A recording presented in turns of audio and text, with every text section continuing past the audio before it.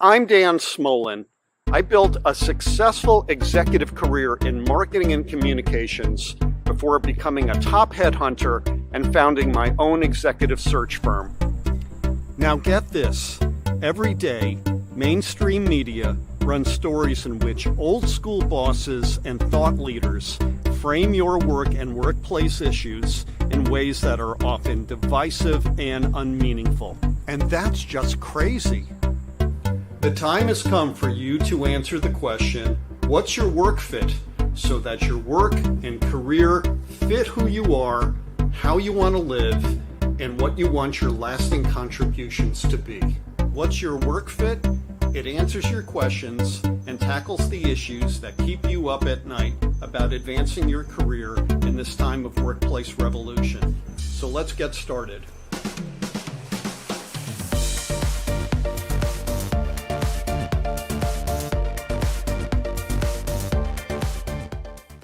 Hey, good morning, everybody from Washington, D.C. This is Dan Smolin. Welcome to What's Your Work Fit? I am really excited that you all are joining us today. We have a great show lined up today. We'll get into that. We'll introduce our guests in a moment. First, I want to talk about what we're trying to accomplish here. What's Your Work Fit? The show is the result of a lot of thought around what we need to do to make the work that we do and want to do an integral part of the day, a joyful part of the day that includes other activities and not just the day. Now, I am a veteran of the executive workforce. I was also an executive recruiter, as I pointed out in the intro. And back in my day, it wasn't unusual for me to work an 80-hour week. I was ambitious. I made a lot of money for somebody who was in their late 20s, but I was also making myself miserable. And that's a driving point in my life and also in what I want to achieve here, which is don't do what I did and make the work that you do, the careers that you endeavor, joyful, part of your day. And most importantly, make it about you. So what's your work fit? What does that mean? It means what attribute, what condition, what experience, place, state of mind makes work a part of your day, not your boss's, not the client's, but your day doing other wonderful, meaningful things and not the biggest part of a 24-hour day, not the day. That's really, really critical. Right now, professional workers or workers in general are at a point of advantage because there is a need to hire people right now, even though inflation is high, even though we've just come out of a pandemic. Hiring managers are struggling to find and place and bring on board great talent. And yet, in many workplaces, the rules of engagement, the rules of work haven't changed. They are basically what they were pre-pandemic. You go to an office, you work a 40-hour week in that office, and then you leave. You commute, which costs a fortune. You get home, you're exhausted. You get to Friday, you collapse, rinse, repeat, you start over again on Monday. But what the pandemic did was pretty much upend all that.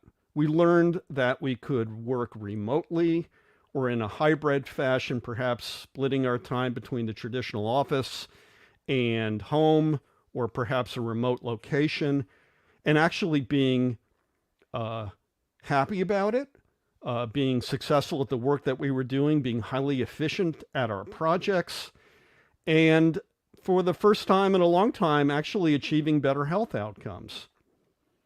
So that's where we start today. But before we do, I just want to talk a little more about what's your work fit and what we hope to achieve. Yes, it's a show, but it's also a community, and you are amazing people who are part of this community. I want you to help me build it. Tell 5 friends to join us in future episodes as we stream them live.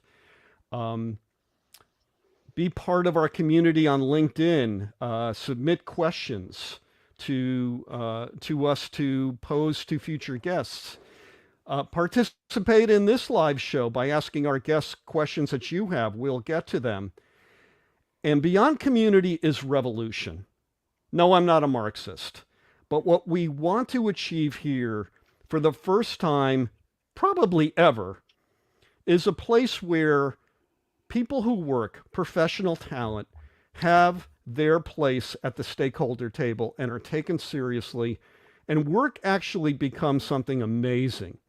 So that's what we're all about. Now, here's the thing. We can't do this. We can't do this out of pocket. This is currently a self-funded show. I've found ways of doing it efficiently, but I need your help. And if you are an advertiser and you want to sponsor the show, we'd love to have you on board. You will help us to lead a revolution. You can reach me offline at dan@dansmolin.com. We can talk about it. I have some ideas about how to make that happen. And you will reach an amazing audience. So help me, help you, help me help this cohort of amazing people trying to make work an amazing part of their day, something that they really enjoy. Okay, everyone, so that's my filibuster for now. Let's get to it. I want to introduce you to our guests today. They are, from left to right, Dr. Charles Glassman. Hey, Dan. Dr. Charles, or Coach MD as he's known, is a board-certified internist, and he started his career as a traditional fee-for-service clinician, physician, who helped patients out, and he later became one of the first doctors ever to do what's called concierge medical practice, where for a fee up front every year, he gave his patients more time. And he got more time with them to really learn about them and go beyond treating symptoms to really creating wellness outcomes. So welcome, Dr. Charles. And also we have Denise Brouder. Denise, hey, Denise is the founder of SWAYworkplace. And Sway uses proprietary data-driven modular approaches to build high-performing hybrid teams at the world's leading companies. They train managers, teams, and individuals. They teach live, in person, online, to create wonderful systems thinking. The core focus is on building trust, communication, and collaboration through positive behavioral skills. Welcome, everybody. Hey, Dan. It's great to be here. Hey, Denise. Hey, Dr. Charlie. Well, we're here. So we're going to get right to the question that we posed early on in this episode. And this is really my question. Are my work fit and health connected? I'm going to start with the doctor in the house, Dr. Charles. Are my work fit and my health connected? And how are they? Okay. Well, obviously they are. And you know, my personal story, as you broached upon, was, you know, back in the day, I was seeing 35 to 50 patients a day, running in and out of rooms. And in 2002, I made that decision that something had to change, because if it didn't change, my health and my life, my health today would be much different. My aging would have been accelerated. I certainly would have had some type of negative health outcomes because it was just so stressful. So I had to make a decision. And that decision was to take a big risk. And I'm not telling, I wouldn't tell your audience necessarily take those risks all the time, you know, or quit their day job to do their passion. You know, sometimes you have to do that, but a lot of times you can do both together as you explore. But I had to do that. Something had to change, and it was a big risk. Had a young family at the time, a new house, a lot of things. But if it didn't change, things were really going south. So took a big risk and became the 10th doctor in the United States and the first in New York State to form a concierge medical practice. and which you broached upon, which condensing the practice because people, a lot of people didn't want to pay the extra fee, so that made it shrink. And so I was able to spend that time, and by doing so, not only was it better for my health, but I was able to bring much more value, really, to the lives of my patients. So, it's definitely, you have to evaluate what you're doing and how it does affect your health. And I know Denise has partnered with some companies that look at the biometrics and actually can measure some of that stuff. So she could talk a little bit about that, which is really fascinating stuff as we move forward. So let's pivot to Denise. Denise, I ask you, are my work fit and my health connected? And if they are, how? Well, they are inextricably connected. You cannot have one without the other. And I think that this realization of your work fit being connected to your health is that's the nut we're trying to crack post-COVID and post this experience, because we've adjusted on scale and en masse. We've completely switched the way that we work. Couldn't happen unless we all did it at the same time, this intervention into shifting out of traditional ways of working and kind of feeling through almost like the darkness for what is this new way of working. Because I've discovered over these last couple of years, there's more to me. I'm not simply a robot. I'm not on the line. I'm not making the donuts. There's more to me. And I think that the realization collectively over the last couple of years has been, wow, there's something more on my inside. I am a human at work. So the greatest thing that we love to kind of work around and speak about is this idea of like being human at work, and bringing your whole self to work. I mean, I've never gone to work and left my shoulder or leg behind. I've always brought my whole self to work. So I think the realization is really the understanding of the question is not really like, the question isn't being human at work. The question is, why are we asking ourselves this right now in this moment? Why does it matter to us? We were always human at work. We all have 24 hours in the day. There's a lot of common denominators that are equal amongst all of us. But why are we questioning this feeling I have inside? And what is this? So we're kind of drawing this out of us to realize, hold on a second. I'm one person living one life. And we are endeavoring to make it count the language of our work. And it's not only the intellectual capacity that we apply, it's what am I getting from work? How emotionally do I feel about my relationships at work? How am I contributing to my home, my family? And how do I do it in a way that I feel whole and complete? It's very much an internal perspective, not as much of an external perspective. And I think that's kind of what we're chewing on right now together. Denise, I want to follow up with your origin story. So I don't want to go way, way back. You came from Ireland, hardworking person from Ireland, came to this country to make your mark. You were a hard-charging executive in the financial space in New York City. And I want to ask you what was that experience like?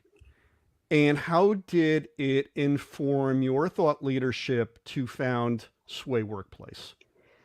I can kind of boil that down to one moment. When I was standing in my kitchen at about 6 o'clock in the evening, I was working full time. I'd come home and I was experiencing the most severe case of presenteeism. Not at work, which I was fully engaged in. It was at home. I had a hard time code switching back into my family life. And I'm like, this can't be the only way to do it. And I found that really difficult to accept, that I had to make a choice between my home and family life and my work life, because they're just one. I am one person. Right. So that really set me on a mission to really figure out how do we adopt new ways of working that are flexibly orientated, that allow us to live with more peace and balance, but not just for me, a working mother, but for my husband and my community and all of us. It's an overarching need. But that moment in time where I was like, wow, this is really painful. How do I solve this problem? And we do so by reimagining, rethinking the way that we work. And that's kind of what set me off on my mission of exploration of how to actually do that.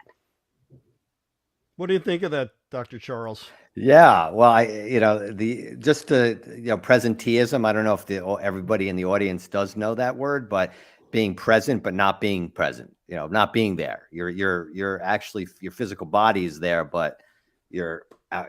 And I know that feeling because I remember that all too well when I was seeing all those patients all over the place. It was crazy. I might be home, but thinking about, did I miss something? But that can really affect their health. And I do want to point out something that I think is really important here, because we're talking a lot about employees and people working, and this is not, and Denise, this is you master this, working with employers to realize that this isn't an attack on employers. What this is really is, when I have talked to family, children and other people about when they go for an interview, it's really important in the interview to express what value you can bring to that employer, not necessarily what the employer can bring to you, but what value you can bring to an employer to let them feel comfortable. However, when you're there, the real, I think the charge that you can get and make it a great fit for you, and to make it enjoyable for you, is the idea that you bring your value to work, but now your work can provide you value. And the way that, and so it's cyclical. And as the more that it brings you value, the more happy you are, and the more productive you're going to be. And the way you can do that really is you're looking at your individual skill set, your talents, your gifts that you bring. So you may be a data engineer, and that was what you went to school for. But before you became a data engineer, maybe you were good in math, but there were other, okay, so maybe that's it. Maybe that's all your gift was in math, let's say.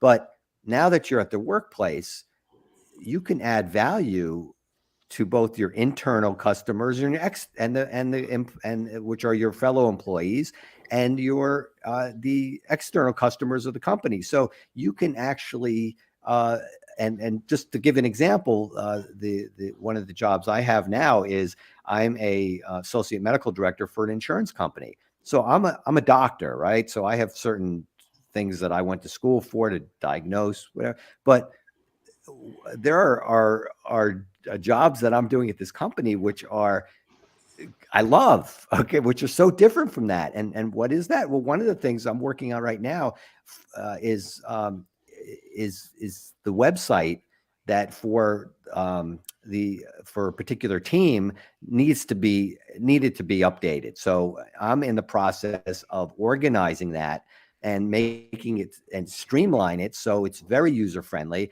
And that's a little bit of a skill set that I had developed over the years, totally different from what I was hired for. So I brought value to the company when I was being interviewed for one reason, but now that I'm in that job, I was able to morph myself and to bring out certain other skill sets that I might have to work with, which really brings joy and happiness and makes it a little more, and makes it fun when you're able to do those things. Yeah. So I want to ask, if this is going to be a recruiter question, the audience, some of them know that I spent 20 years as a headhunter. It was a great job. I loved helping people out. But at the end of the day, the people that paid for my work were the clients. And they would have a very tight job spec. And the job spec was usually attributes or qualities that the candidate had, but it was often behaviors. And if you looked at some of the old job specs, there was a lot of hustle and grind words in the job specs, hard charger, team leader, lots of grit. You would think that, Ara Parsegian wrote the job spec, right, and not somebody else. But I'm wondering, and I want both of you to answer this. Is our history a little too sports metaphorical about what we think makes work successful and meaningful? And are we just deluding ourselves with that by continuing that kind of practice? Denise's eyes lit up when Yeah, I said that. Denise, So I'm gonna let our friend Denise start the answers. Okay, I'm going to answer that by also picking up something that Dr. Charles said. I'm going to run with your question as well, Dan. Okay. Even though our operational focus is optimizing hybrid work models, which is shifting when and where we work, because that's step number one, Right. it's only necessary because we're moving into bigger arcs of change that are happening all around us. One of the huge arcs is this move away from this industrial era of top-down managed, almost like that factory system concept, Right. where I need a manager to sequester and box in a number of people to perform functions and go. We're moving into, there's enough AI in the world right now to automate that, like 70% of a knowledge worker position. We just aren't there yet because we haven't adopted it yet. If you can imagine, we're moving on that kind of moving into that world where the tasks that are kind of command and control are going to be done almost instantly by a robot, a piece of AI. We're moving and segueing into the more emotional side of us. So the idea of emotional intelligence is about making good decisions. But even deeper on the internal level, it's about how do I, as a person, tune into my sense of intuition, which filters through our value system, which should ladder up to the company values, to hear our customers in new and empathetic ways, to solve their problems in the moment. So I'm not selling you a bill of goods, I'm solving your problem. We're moving into this way more humanistic way of approaching our work that is far less command and control top down, way more bottom up human natures. And we talk about human centric workplaces, designing for humans. We've always been humans. The question is why? And I go back to my earlier statement, why are we asking that of ourselves now? To really pick up something and to tie that in to what Dr. Charles said earlier about your example of you've moved into a different way of working using your capabilities and you're finding joy in your work. I mean, high five on that. Like, let's snap on that. That's amazing. Right. And I feel like we're all trying to find that, which ultimately is the concept of our purpose. Purpose economy, does like looking to our companies provide purpose to us, and the alignment of that is so crucial. But you cannot buy that on, you can't pick up purpose off the shelf in Target. You can't go into your 360 review and say, did you serve me purpose today, leader? It's such a personal question. Yeah. And that goes back to the human, we are discovering more about ourselves through our work.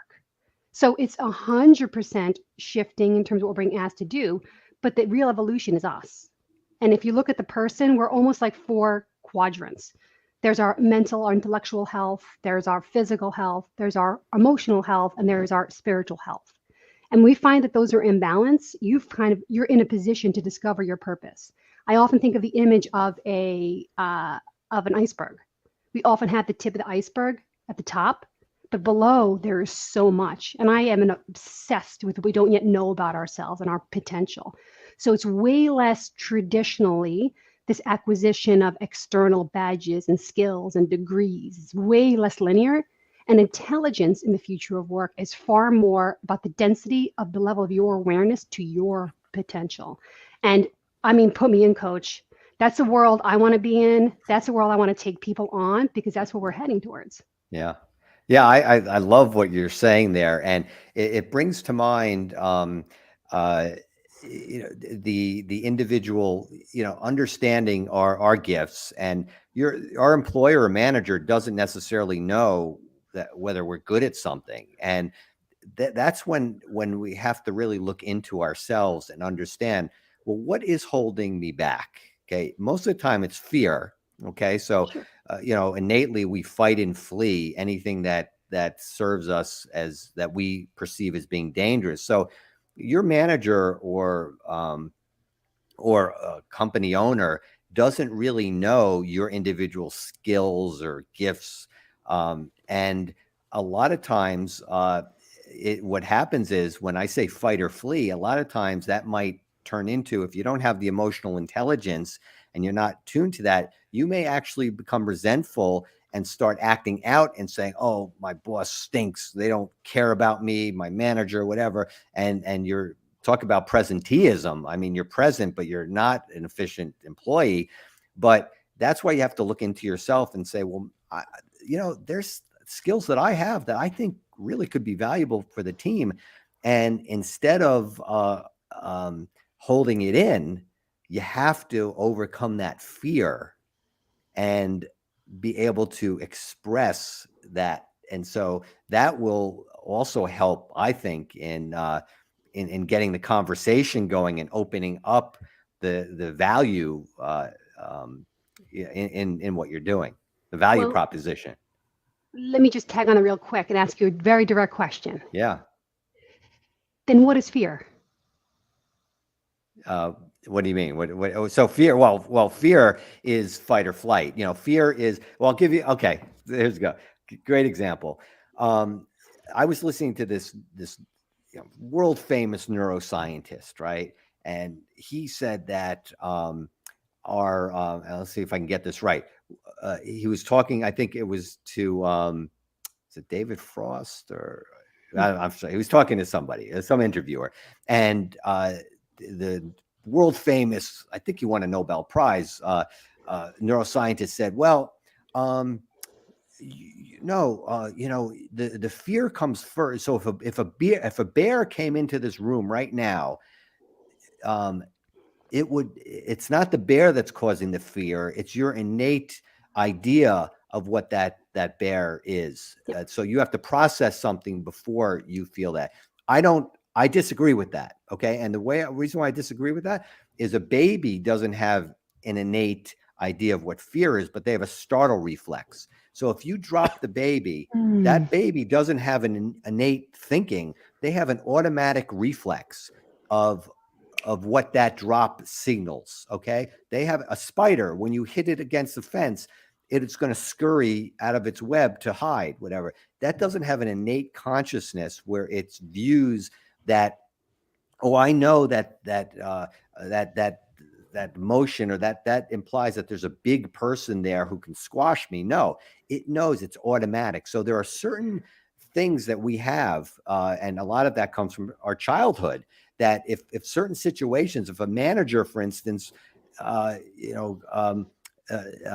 has some characteristics of a parent, let's say, that we didn't have a good relationship or did, but certain things happen that it's innate that if certain things happen, it's going to be automatic. It's an automatic reflex. So fear, to answer that question, to me, is that automatic reflex. It's not real. Okay. It's an automatic reflex that sometimes could help us, but most of the time it self-sabotages. So, because usually the fear is fake. Okay. It's not real. It's imagined, and it causes us to fight or flee imaginary things. So we fight and flee. So quick, another example. Sorry.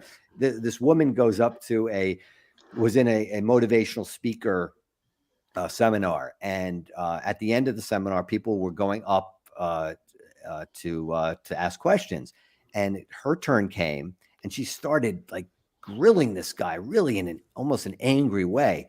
And the speaker said, "Stop right there. I don't think I can take any more questions from you." And of course, she was humiliated.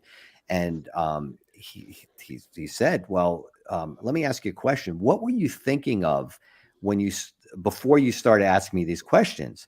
And her thought process was, he's not going to think these are intelligent questions. He thinks he's better than I am. And he thinks that I'm don't know anything about what I'm saying. So then he said, how did that make you feel towards me before you even started? He said, I had hostility toward you. Mm-hmm. And so she had this fear, okay, of that she conjured up all these ideas in her head, and this caused her to act in a certain way. And so what I'm saying is that, so an employee who can really bring value to the team and the company, you have to understand that all that fear, okay, in air quotes, right? All that fear is sabotaging the effort to really bring you value for yourself, and actually bringing value to the company and your work, again, it's cyclical, and that's overcoming that can solve a problem and really make it valuable. Anyway, I'm going on too long, I think. No, I love it. Dan, may I respond, or do you want to ask a separate question? You go ahead. I have another question to ask, but you go ahead, Denise. So I'm totally on this train with you. I love everything that you're saying, particularly the basic instinct of like fight or flight. That is just like keep my body alive. But it's interesting that we do a lot of work.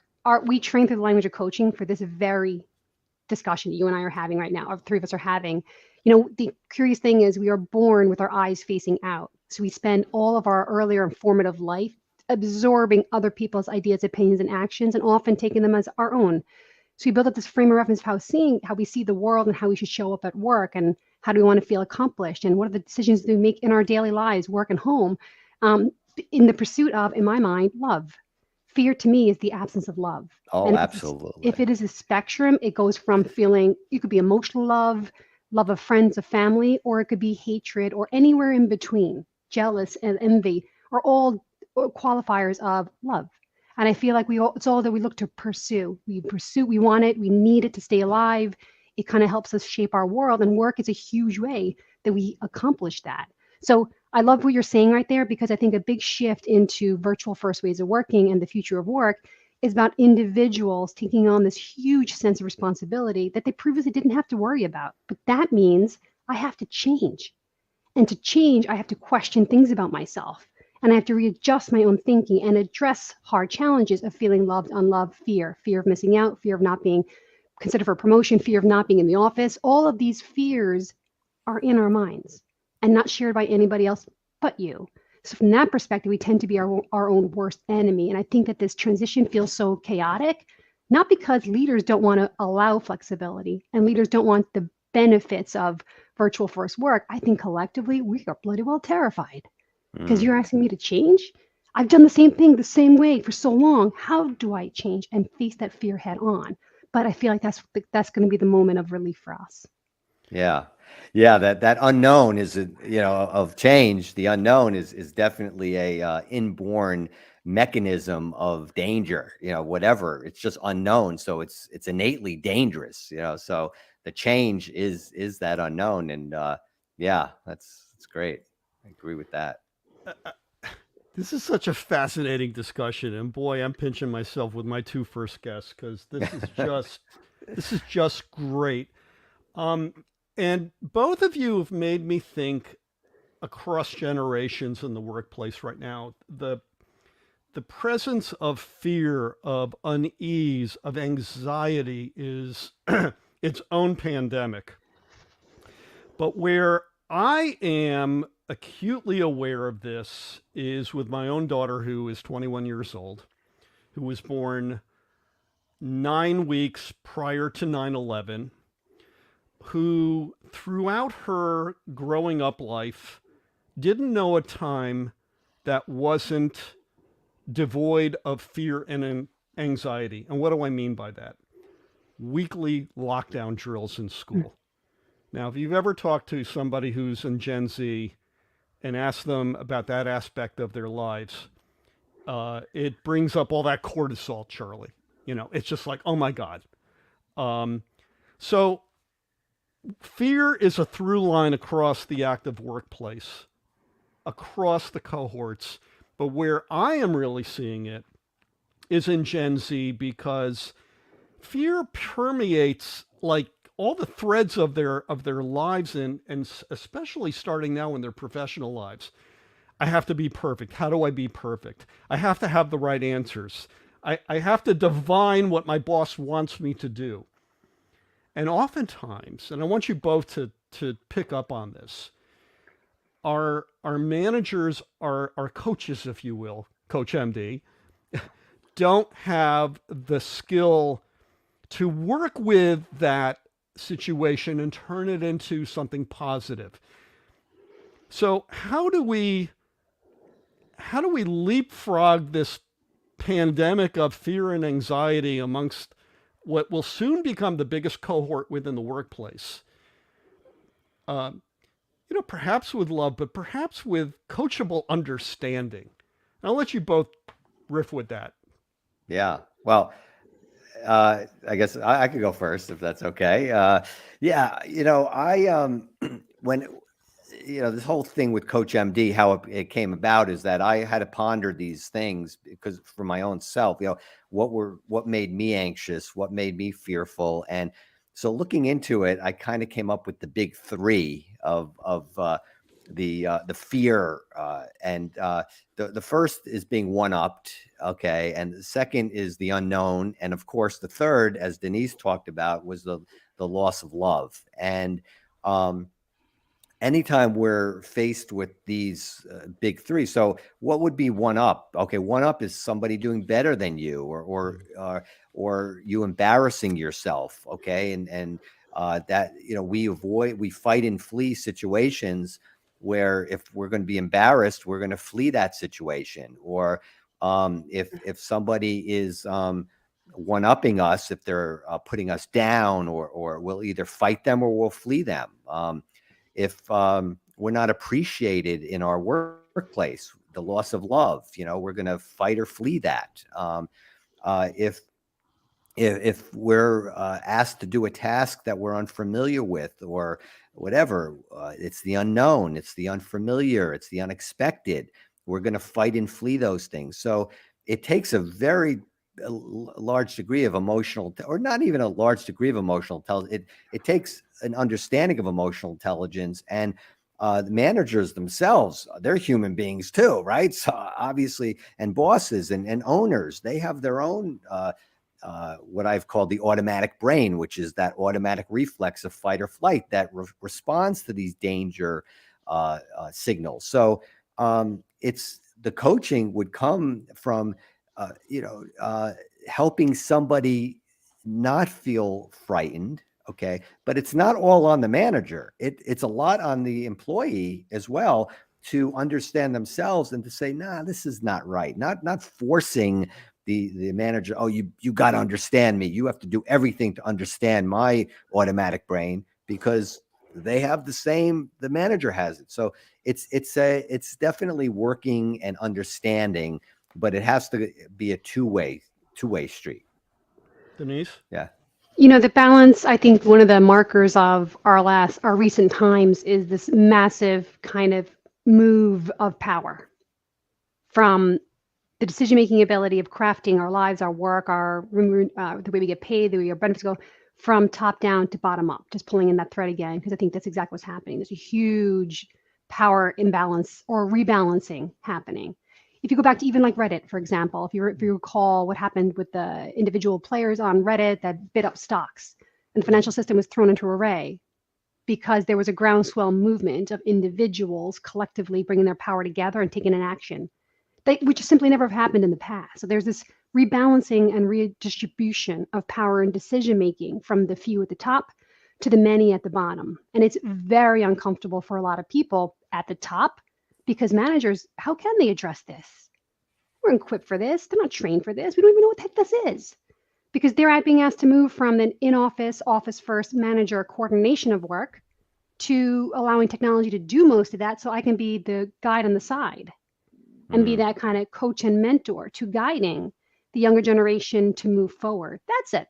What a leap. You can get there, but it's a leap. And then on the bottom level, individuals kind of going back to their personal responsibility of being able to make these decisions. But to answer that very specifically, I think that there are two words that I would use here. The most valuable thing that we have, and the only thing, the most powerful thing we individually have, is our perspective. Mm-hmm. It's our innate decision-making ability about how we see something. A great example is the guy that was sweeping the floor down in Nassau. One person asked a different janitor, what are you doing? He's like, I'm sweeping up the garbage. The individual asked a second janitor. The janitor said, I'm sending somebody to the moon. Mm-hmm. So how that perspective of where you fit, where you belong, and what you're doing. Your perspective is everything. And the reason we can get to the decision about how we decide to perceive things by being more empathetic for ourselves and others. And to understand that, I had this huge epiphany a couple of years ago when I realized, I was like, wow, there is this huge space between me and everybody else and everything else. Mm-hmm. And in there is where I can make my decisions about how I want to respond to something. And a great example is I was driving, coming on a highway, coming on a ramp, maybe not so gracefully. And I came on the ramp and I might have annoyed somebody beside me on the road. This guy was so irate. I mean, he was rolling on the window, gesturing to me. And I was like, ooh, he was trying to pass his anger to me. So as opposed to absorbing that, I was like, ooh, he's having a bad day. I wonder what happened to him. Because I responded, not reacted. And then you can choose your perspective. Was this recently that this happened to you? A couple of years ago. I had something like that happen to me within the last week. Wow. So apropos to nothing, Dr. Charles knows my wife, Marcia, and we just launched a new brand for her selling vintage clothing. It's a brand new brand called Bobby Darin Vintage. Well, what ended up happening is I had to create a whole corporate structure for Bobby Darin Vintage because banking laws are getting very strict right now. Okay, make a long story short, I had to open up a new bank account. So I went to our local branch and I opened up the bank account. And at the table behind me was some guy opening up a demand deposit account, a checking account for himself. And he had perceived that there was some special deal that he would get because he wasn't a customer of that particular brand of bank. And the assistant branch manager said, "Oh, I'm sorry, sir, that program just expired and it was only for X, Y, and Z." And this guy went Vesuvian. He didn't just go volatile. He got up and started exploding and was mouthing profanity, and I'm getting nervous. And I'm texting my daughter, "I don't know, maybe I ought to get out of here before I'm done with my business." What is going on with people right now? Feels like what you're saying, we don't have the, as my daughter would say, the love language to get through the important parts of our day. Yeah. The language we have is hardened, silo hardened, right? Yeah. Yeah. I find it. Go ahead. I'm sorry. Go ahead. Yeah. Go ahead. No, I'm just going to say, I feel, it's very sad. I feel very sad, and I feel very sad for that individual. And it's, but I try not to let that sadness affect me, of course, and obviously not allow that display of fight or flight disturb me, because obviously one of three things were happening to him. He was either feeling one-upped, okay, he was entering out of something that's unfamiliar to him, or he was feeling that the threat of losing love. But it was probably being one-upped. So he's feeling one-upped in his life. He's feeling very small, and he's using his physicality to fight. And so when anybody ever expresses that degree of physicality or fight or anger toward you, Denise, it's always 100% they've been triggered by something that they perceived as dangerous. And perception, like expectation, becomes reality. So their perception has become their reality, and they're perceiving some danger somewhere, some whatever, how likely it's fake news. That's what I wrote this ebook, part of fake news stories by your brain. Okay. And these are fake news stories. Okay. So this gentleman is getting a whole lot of fake news stories that he's believing in his head about himself and about whoever he's dealing with, and he's fighting and fleeing because he perceives them as dangerous. And that's No, what about when that exists on a lower level? So in a virtual blended world where we don't have the chance to bump arm to arm in the lunchroom, and I get an email from you an email is a poor way of, you lose so much context on text or email, and maybe I'm having a bad day or you're having a bad day and we've been snippy, and I don't have an option to resolve it with you in the moment. I take that with me and I build on that. So in a virtual first world, in this hybrid world, we can't make assumptions about people. We have to develop our own lens of empathy and adjust our perspective on how we see things and how we communicate more from an empathetic point of view than a transactional point of view. That's kind of a really core skill that we work on with people to be successful in these new ways of working, because those like those microaggressions can exist. They're all day long. They can be all day long, but how do you consume it and how do you respond to it, not react? Right. Because it comes out as passive aggressive, it's like, which is, I think, is aggressive, not just passive aggressive. It's always aggressive, even though it's toned down. But we have a question in the queue which I'm going to get to, but I want to pick up on this theme a little bit. And Dr. Charles, related to kind of a medical condition. So we've got young cohorts who maybe don't have the quote unquote language to navigate difficult situations in work, made probably more difficult in that we're not all in the same room anymore. you've got people in the C-suite who have their own frame of reference to what matters, and often it's very bottom line financial oriented.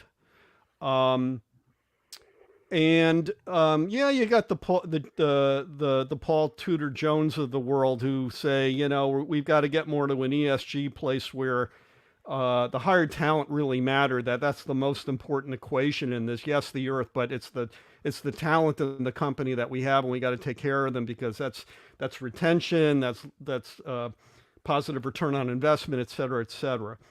But it's that hiring manager who's in between the rank and file and the C-suite, who I think is really uh, suffering right now from a health standpoint of feeling boxed in between two competing forces, if you will.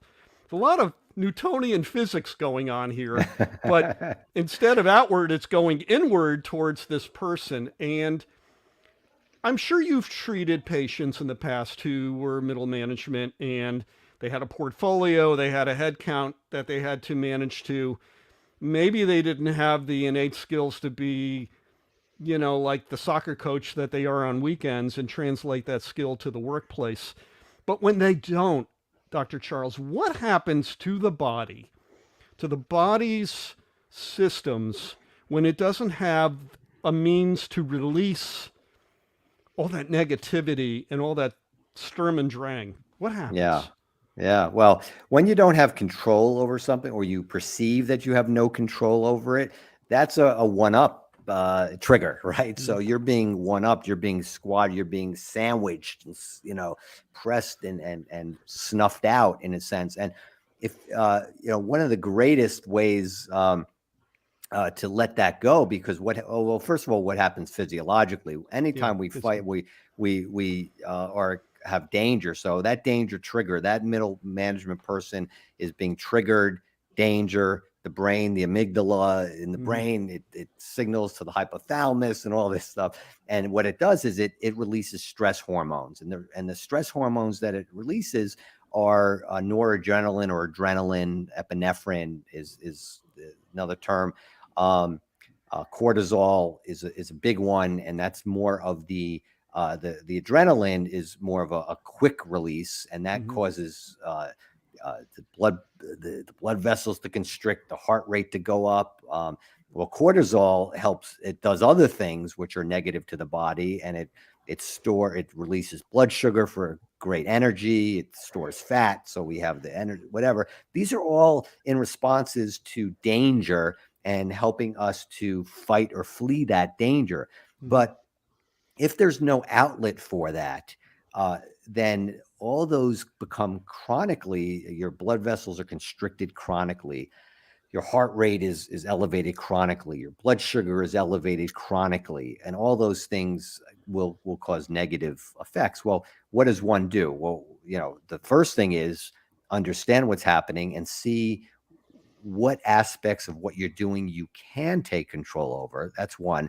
But right away, which may take a little bit longer, but right away is turn to exercise, move your body. Denise talks about this, how important the physical quotient is in all of this. And because if you give your body an outlet, if you fight or flee, but you're not really fighting or fleeing, whether it's running or doing HIIT workouts or high intensity interval training workouts, or it's walking, you're giving that adrenaline and that cortisol someplace to go other than internally. So you're allowing that, so it doesn't necessarily have those negative effects. Meditation will help lower that. You know, whether it's faith-based or whether it's a spiritual practice, something that is going to allow you to have a faith that there is something that you can do about your situation. Pick up on that, Denise. If you've got somebody who is like what Dr. Charles described, where they're hypertensive, they're probably pre-diabetic, and oh, by the way, because I know this because I'm a cancer survivor, cancer loves glucose in the bloodstream. So you now you have these ill health effects, impacts. You're not dealing with them. You're not exercising. You're probably self-medicating with food and drink and too much salt and too much sugar. How does that impact from the standpoint of that same manager has been working remotely or in a hybrid fashion for the past 2 years? They're getting more sleep. They're probably eating better. They're spending more time with their loved ones and their pets and their furry critters, and they're getting out and walking. And yet they are still, or maybe even more productive on the job, getting their projects done. And now somebody up on high says to them, got to get you back in the co-location. So how do we unpack that one and say to the boss, wait a minute, this isn't good for you. Not only is it going to kill me and send me to an early grave, but your return on investment in me is going to be impacted. So there's a conversation requires two people to discuss a matter, to change it. And I cannot escape that it has to start with us. So to answer that question, I'm going to pick up what Dr. Charles said on his explanation of the signs of the body, which makes total sense to me. But I'm interested in the science of consciousness. What is it beyond the five senses? You know, we can see things, we can touch things, we can read them, I can intellectually understand. But your potential, your untapped potential, that itch that there's something else I should be doing, there's more to this life. You can't see that and touch that with your five senses. It's the faith. Do I have faith that there's something else out there for me to do? Do I have faith that's more to me? So I'm really interested in emotions. And an emotion is energy in motion. It's energy looking for a purpose. So that energy will stay in your physical body. When you go back to the four quadrants, your body is nothing but the most sophisticated data dashboard you will ever need. Because any emotion you have will stay in your body until you release it in some way. I got a really bad email from a partner and I've got a headache. I had a fight with my husband. My heart hurts. My kids are driving me nuts. I got a pain in my knee. There are so many things that happen to us. Our body holds it and is constantly signaling to us what's going on. So I can't measure that the way that Dr. Charlie would, but I know individually, by being more intuitive, my body's telling me what's going on around me and how it's signaling to me the decisions I've made and and it's queuing me up to get out of that situation by making a different decision. So I raise that because I think that that's a really additive. And to answer your question, Dan, it's not that we have to change the way that we think. We have to just broaden it. We have to broaden beyond what else is out there, beyond the five senses, and be more intuitive and in tune with who we are. Because if I feel strong in my convictions, because I understood my value set, I understand why I make my certain decisions, I can confidently walk into my leadership's office and say, hey, this is who I am as an individual. I am on fire when I work in a hybrid way. I hit all my goals and targets because it allows me to live with flexibility and autonomy, which empowers my sense of purpose and my loyalty to you, company. Because you and I, leadership team, are moving to the same goal, moving our company goals forward. So when you're empowered and you have that language to have that decision, you're not going in and saying, I want to be home 2 days a week. You're saying something very different. Right. So it has to start from us because that's what leadership is looking for.